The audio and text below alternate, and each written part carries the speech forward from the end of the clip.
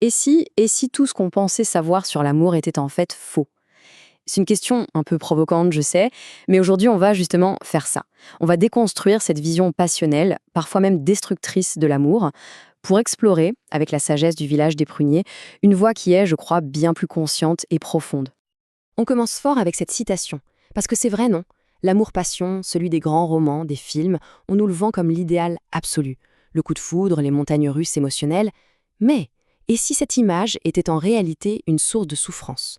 C'est cette idée assez radicale qu'on va explorer ensemble. Alors voilà notre parcours pour aujourd'hui. D'abord, on va s'attaquer au mythe de l'amour passionnel. Ensuite, on verra ce que ça veut dire vraiment d'aimer en étant présent. On découvrira des outils concrets, des mantras hyper puissants. On abordera la question difficile de la souffrance et à la fin, on essaiera de dessiner ce à quoi pourrait ressembler une véritable histoire d'amour. Allez, on plonge dans notre première partie, ce fameux mythe de l'amour passionnel. Et pour ça, on va prendre un exemple que tout le monde connaît, au moins deux noms. Anna Karénine. Pourquoi est-ce que cette histoire, qui est pourtant une tragédie absolue, nous fascine à ce point? Ce qui est fascinant, c'est qu'on a tendance à complètement idéaliser l'histoire d'Anna Evronski. Cet amour fou, ce coup de foudre qui détruit tout sur son passage. Ça a un côté romantique, presque héroïque. Mais on oublie que Tolstoï, dans le même livre, nous montre une autre voie, celle de Lévin et Kitty. Leur amour à eux, ce n'est pas un feu de paille, c'est une plante qui grandit patiemment. C'est une construction humble qui passe par les épreuves, par de la souffrance, et qui se base sur une compréhension profonde de l'autre. C'est une alternative bien plus solide, mais, curieusement, beaucoup moins glamour à nos yeux. Alors, si l'amour n'est pas cette passion qui brûle tout, qu'est-ce que c'est? Eh bien, l'alternative repose sur un concept qui est à la fois très simple et en même temps complètement radical, la présence. Et là, tout bascule. On nous apprend souvent que l'amour, c'est de trouver sa moitié, quelqu'un qui nous complète, qui va nous donner ce qui nous manque. Ici, l'idée est exactement à l'inverse. Aimer, ce n'est pas attendre de recevoir, c'est d'abord offrir. Offrir quoi? Sa pleine attention, sa présence la plus authentique. C'est un acte volontaire, délibéré, pas juste une attente passive. Et qu'est-ce qu'on peut offrir, concrètement? On peut voir ça comme des cadeaux intérieurs. D'abord, sa fraîcheur, comme une fleur qui s'ouvre, sa solidité, être stable comme une montagne même quand il y a des tempêtes, son calme, être clair et limpide comme de l'eau tranquille, et enfin sa liberté, c'est-à-dire la liberté de ne pas être l'esclave de ses propres réactions. Offrir ça à quelqu'un, c'est peut-être l'un des plus beaux cadeaux qu'on puisse faire. C'est une très belle idée, mais comment on fait? Comment on cultive cette présence au quotidien? C'est là que des outils très simples, les mantras, entrent en jeu. On va regarder les deux premiers. Le premier mantra est d'une simplicité presque déconcertante.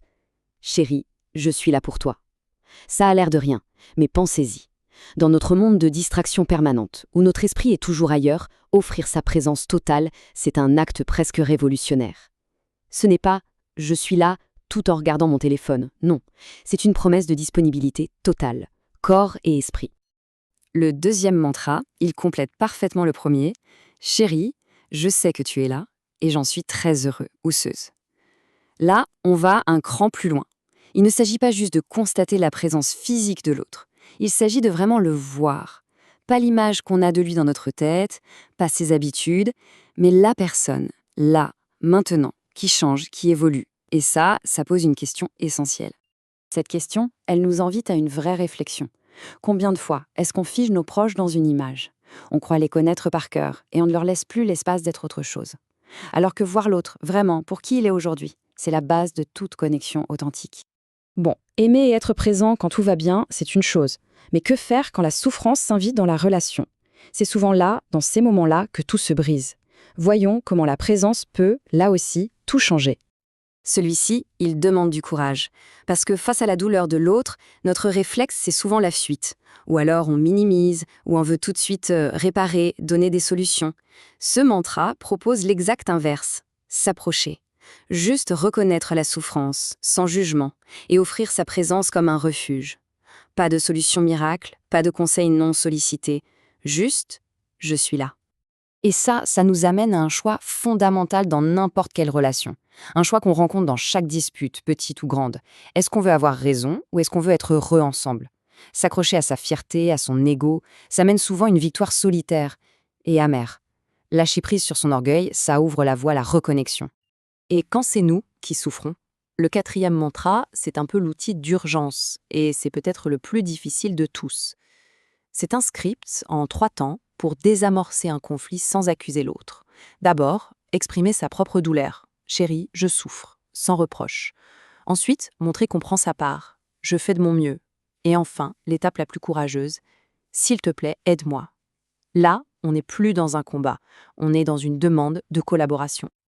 Ok, maintenant qu'on a vu tous ces outils, cette nouvelle façon de voir les choses, revenons à nos 2 histoires d'amour du début. On peut maintenant voir beaucoup plus clairement ce qui les différencie fondamentalement. Le contraste est saisissant, non? D'un côté, Anna et Vronsky, leur amour est fondé sur la passion pure, ce qui les mène au chaos et à la destruction mutuelle. De l'autre côté, Levin et Kitty, leur amour est basé sur la compréhension. Le processus, c'est une construction patiente, dans le respect, et le résultat, c'est une connexion profonde. On voit bien qu'il y a 2 chemins et 2 destinations radicalement opposées. Et voilà, on arrive à l'idée centrale. On ne tombe pas amoureux comme on tombe dans un trou. Le véritable amour, ça se construit, brique par brique, avec les outils de la présence, du courage et de la compréhension. C'est un artisanat, ce n'est pas un accident.